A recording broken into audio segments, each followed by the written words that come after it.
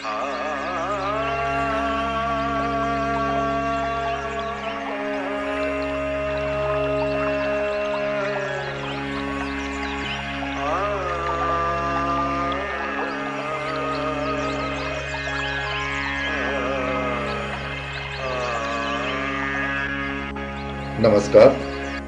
सर्वांचं स्वागत.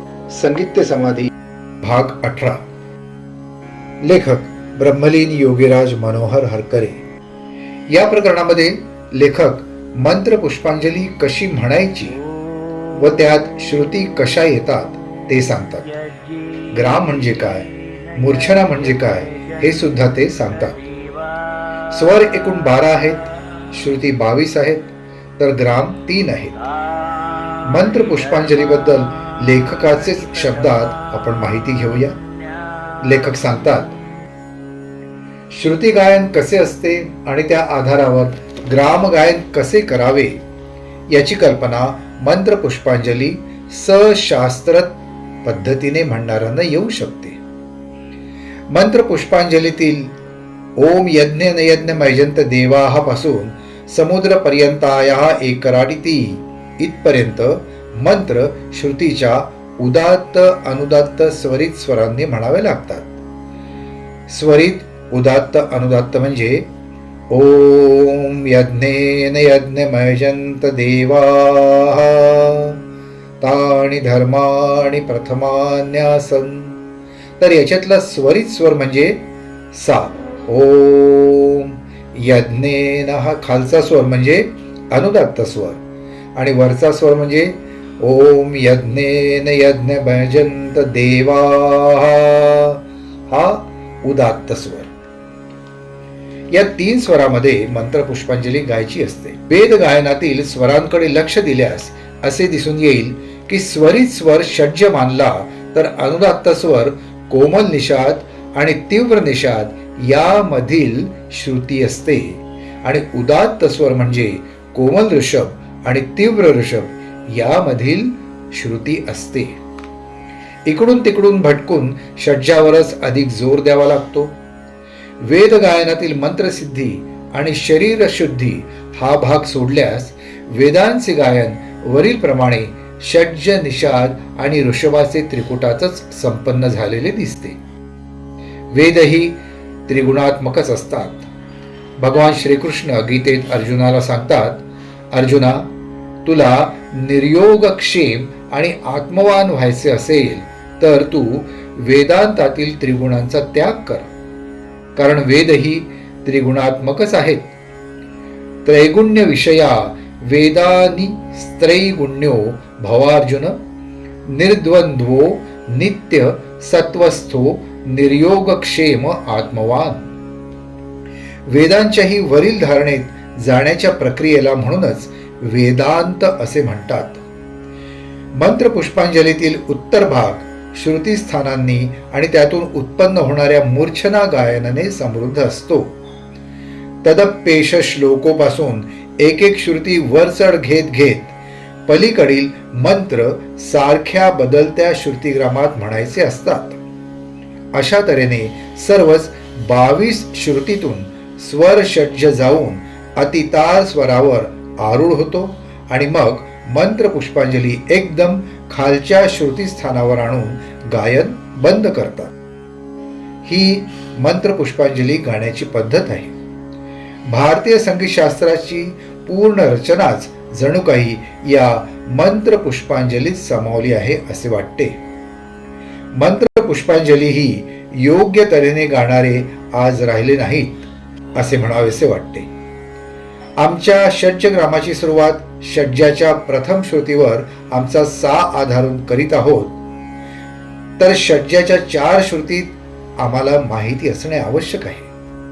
मंत्र पुष्पांजलीतील षड्जाच्या 4 श्रुती आम्हाला आजकाल घेता येत नाहीत. उदात्त अनुदात्त स्वर तर त्याहून गम्य नाहीत. त्यामुळे आजची मंत्र पुष्पांजली म्हणजे योग्य तऱ्हेने म्हटल्या जाते की नाही हे पाहणे आवश्यक आहे असे लेखक सांगतात. श्रुती एकूण 22 आहेत आणि त्यांचे प्रमाण आपल्याला माहिती आहे. 4-3-2 4-4-3-2 म्हणजे षड्जाच्या 4 श्रुती, ऋषभाच्या 3, गांधाराच्या 2, मध्यमाच्या 4, पंचमाच्या 4, धैवताच्या 3 आणि पुन्हा निषादाच्या 2 अशी त्याची विभागणी आहे. या सर्व श्रुती आणि स्वर संवाद सिद्ध आहेत. यानंतर 3 ग्रामांबद्दल लेखक पूर्ण माहिती देताना तिन्ही ग्राम कुठल्या श्रुतीवरून सुरू होतात हे एका चार्टमधून लिहून ते समजवून देतात. हा भाग जरा कठीण असल्याने प्रत्यक्ष पुस्तकात तो वाचणेच योग्य राहील. हा भाग समजायला सर्वसामान्यांना जरी कठीण वाटला तरी संगीत जाणकारांना तो सहज समजेल. आज आपण षड्जग्राम सा पासून, गंधारग्राम क पासून आणि मध्यमग्राम म पासून असे ढोबळमानाने मानतो. असे जरी असले तरी या तिन्ही ग्रामांच्या श्रुती आणि स्वर वेगळे वेगळे आहेत.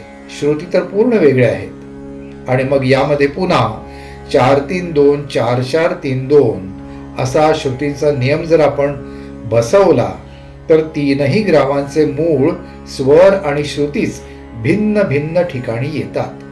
याचा प्रयोग करून पाहावा. याचा अतिशय शास्त्रशुद्ध व अभ्यासपूर्ण असा चार्ट लेखकांनी पुस्तकात दिला आहे. मूर्छनाबद्दल सांगताना लेखक बोलतात की मूर्छना या शब्दाची व्याख्या काय आहे. तर मूर्छना म्हणजे मूळ रागाला काही काळ मूर्छित अवस्था प्राप्त करून त्या रागाच्या त्या स्वरांनी जेव्हा दुसरा राग आपले अस्तित्व जाणवून देतो तेव्हा ती मूर्छना होते. हे सांगणे जरी कठीण असले तरी प्रात्यक्षिकांनी हे समजेल. जसं आता कलावती राग आहे. सा सा ग प ध नि सा नि ध प ग प ग सा हा कलावती राग आहे. आता याच्यामध्ये एक अभोगी रागाची मूर्छना येते. ती कशी बघा. सा ग प, या प ला जर सा आपण समजलं तर पुढचे स्वर काय येतात. प सा, सा रे ग म रे, सा रे ध सा, ध सा रे ग म, म ग रे सा ध म. हा झाला अभोगी राग. कलावतीचे स्वर घेऊन अभोगी रागाने स्वतःचं अस्तित्व दाखवून दिलं. मूळ कलावती रागाला मूर्छना अवस्थामध्ये नेऊन. मूळ राग आहे कलावती सा ग प, पण अभोगी राग घ्यायचा झाल्यास सा सा ध म. आणि मग असं करून पुन्हा मूळ रागात सा ग प ध नि सा नि ध प ग प ग सा असं कलावतीत येणं, याला कलावतीमध्ये अभोगी रागाची मूर्छना आली असं म्हणतात. संगीत जाणकार जाणतातच. आणि यानंतर मग लेखकांनी स्वरांचे सामर्थ्य व राग समय सिद्धांताबद्दल अतिशय सुंदर माहिती दिलेली आहे. ती आपण पुढील भागात पाहू. लेखक ब्रह्मलीन योगीराज मनोहर अडकरे यांनी लिहिलेलं हे एकमेव असं पुस्तक आहे की ज्याच्यामध्ये हे दिव्य ज्ञान मांडण्यात आलेलं आहे. हे पुस्तक आपण सर्वांनी, अर्थात सर्व गायक क्षेत्रातील सर्व गायकांनी, वादकांनी, सगळ्यांनी हे अवश्य वाचावं. आणि वाचायचं असेल तर या एपिसोडच्या खाली स्क्रीनवर जो नंबर दिलाय त्याच्यावर संपर्क साधल्यास आपल्याला ते पुस्तक निश्चितपणे मिळू शकेल. सगळ्यांनी अवश्य वाचावं असं हे पुस्तक आहे. धन्यवाद. आजच्या भागात एवढंच. पुन्हा भेटूया पुढच्या भागात.